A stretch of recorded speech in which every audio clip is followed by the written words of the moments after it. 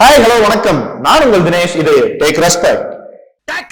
Okay, இன்னைக்கு நம்ம யாரை பத்தி பார்க்க போறோம்னு பாத்தீங்கன்னா, நம்ம பட்டத்து இளவரசர் மாண்புமிகு தமிழக துணை முதலமைச்சர் திரு உதயநிதி ஸ்டாலின் கருணாநிதி அவர்களை பத்தி தான் பார்க்க போறோம். வணக்கம்.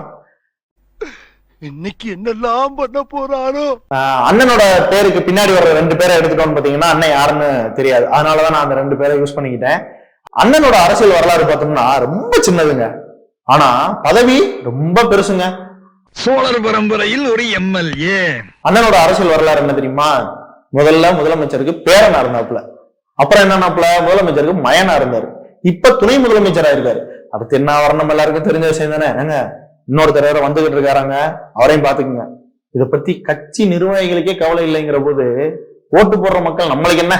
நமக்கு இருக்கடா வம்பு, இருக்கடா தெரியாம இருண்டு போயிரும்டா. அப்படி இருக்கிற இடம் தெரியாம இருந்துட்டு போயிருப்பா. 2021 திமுகவின் தேர்தல் அறிக்கைகள். அண்ணன் பிரச்சாரம் பண்ணது எப்ப எல்லாருக்கும் தெரிய வந்துச்சு பாத்தீங்கன்னா, அண்ணன் ஒரு செங்கலை தூக்கி வச்சு பிரச்சாரம் பண்ணாப்புல இல்ல, இப்பதான் தெரிய வந்துச்சு. ஏன்னா இருந்த ஒரு செங்கலையும் தூக்கிட்டு வந்தாச்சு.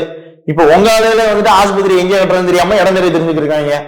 அடையாளத்துக்கு இருந்த ஒரு செங்கலையும் தூக்கிட்டு வண்டிய இப்ப உங்க ஆளுகளே வந்துட்டு எந்த இடம் தெரியாம ஆஸ்பத்திரி கட்டாம தெரிஞ்சுக்கிட்டு இருக்காங்க. இதுதாம திரு நரேந்திர மோடி அவர்களும் திரு பாதம் தாங்கி பழனிசாமி அவர்களும் மதுரையில 2019ஆம் ஆண்டு ஜனவரி 27ஆம் தேதி, எனக்கு எல்லாம் ஞாபகம் இருக்கு, வச்சுட்டு போன நட்டுட்டு போன ஒரே செங்கல்.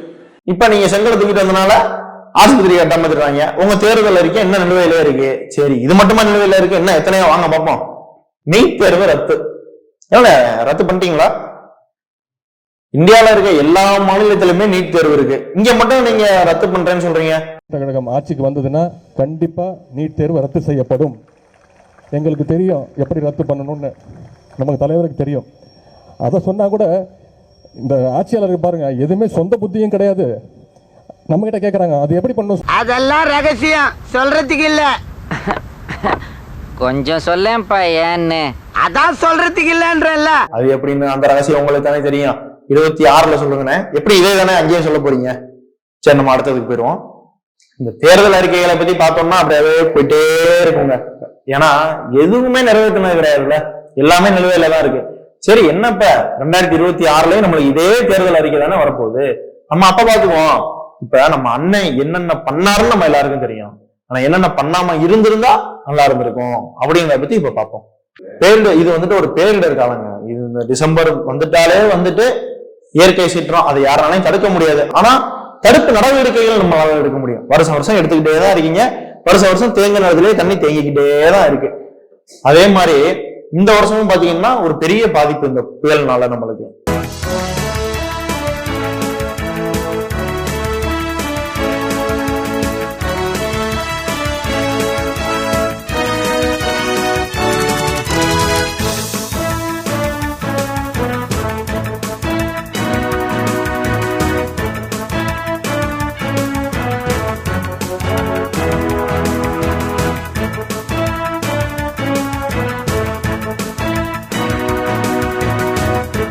நீங்க என்ன பண்ணிருக்கணும்? போய் மக்களை சந்திச்சு அவங்களோட குறைகளை கேட்டு அதை சரி பண்ற நிலைமையில நீங்க இருக்கணும். களத்துல இறங்கி செயல்படணும். நீங்க என்ன பண்றீங்க? உங்க அப்பா மாதிரியே ஒரு செட்டு மாதிரி ஒண்ணு போட்டுக்கிட்டு சும்மா போயிட்டு இதுதான் சரி ஓகே சரி பண்ணிடுவோம் அப்படின்னு சொல்லிட்டு வந்துட்டீங்க. இங்க சென்னைக்கு வந்து என்ன பண்ண போறீங்க? பிறந்த நாள் விழா கொண்டாட்டம்.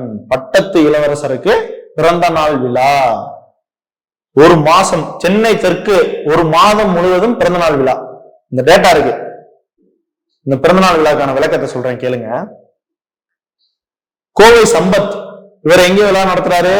சைதாப்பேட்டையில. இதுக்கு தலைமை யாருன்னு தெரியுமா? ஆர்டி மூர்த்தி அவர்கள். ஈரோடு இளையகோபால் இவர் எங்க நடத்துறாரு? சென்னை விருகம்பாக்கத்துல நடத்துறாரு. இதுக்கு தலைமை யாரு? எஸ் மைக்கேல், வட்ட செயலாளர். அடுத்தது யாருன்னு பாத்தீங்கன்னா மனோகர் பாபு. இவர் எங்க நடத்துறாரு? நம்ம வேளச்சேரியில நடத்துறாரு. வேளச்சேரிலாம் வெள்ளம் வந்து எவ்வளவு பாதிப்படைஞ்ச இடம். அங்க போயிட்டு பிறந்தநாள் விழா கொண்டாட்டம் தேவையா? இதுக்கு தலைமை யாரு தெரியுமா? கே கோபி. நீங்க இந்த மாதிரி இன்னும் போய்கிட்டே இருக்குங்க. இங்க பாருங்க, இன்னும் நிறைய போய்கிட்டே இருக்கு. இத பத்தி பேசினா வீடியோ ஃபுல்லா பேசணும். நீங்க ஒரு நல்ல தலைவரா இருந்தா என்ன சொல்லிருக்கணும்? மக்கள் இங்க கஷ்டப்பட்டு இருக்காங்க, எனக்கு பிறந்தநாள் விழா தேவையில்லை, நீங்க இந்த பணத்தை எடுத்து மக்களுக்கு உதவி பண்ணுங்க அப்படின்னு சொல்லிருந்தீங்கன்னா நீங்க ஒரு சிறந்த தலைவர். நீங்க என்ன சொல்றீங்க? அங்கே 10 நிமிஷம் போயிட்டு இங்க மாசம் பூரா பிறந்தநாள் விழா கொண்டாட வந்துட்டீங்க. மணியே உதை காண மக்கள் வெள்ளமே எங்கள் கலைஞரின் பேரன் என்றே துள்ளும் உள்ளமே.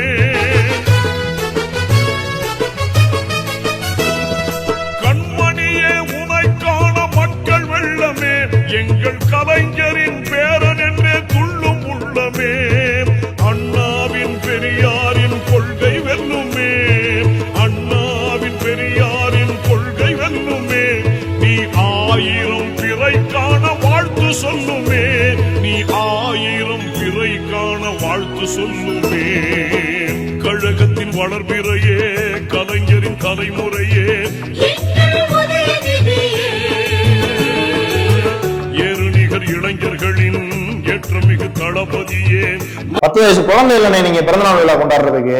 ஒரு மாநிலத்தோட துணை முதலமைச்சர், உங்களுக்கு எதுக்கு பிறந்தநாள் விழா? நீங்க நல்லா இருந்தீங்கன்னா கொண்டாடலாம். மக்கள் இங்க கஷ்டப்பட்டுக்கிட்டு இருக்கையில உங்களுக்கு விழா கொண்டாட்டம் தேவையா? இந்த பிறந்தநாள் விழா கொண்டாடுற காசை 3 நாளா சோறு தண்ணி இல்லாம ரோட்ல வந்து உட்கார்ந்துருக்கானே, அவனுக்கு கொடுத்துருந்தீங்கன்னா அவன் உங்களை மனசார வாழ்த்தி இருப்பானே. பிறந்தநாள் விழா கொண்டாடுறது வந்துட்டு மத்தவங்க வந்துட்டு நம்மளை வாழ்த்தணும், வைத்தறிச்சப்படக்கூடாது. இதெல்லாம் பண்ணியிருந்தா நல்லா இருந்திருக்கும். எங்க அதான் பண்ணலையே. இருந்தாலும் மழை வெள்ளத்தால் பாதிக்கப்பட்ட மக்களின் சார்பாக இனிய பிறந்தநாள் நல்வாழ்த்துக்கள். வணக்கம்.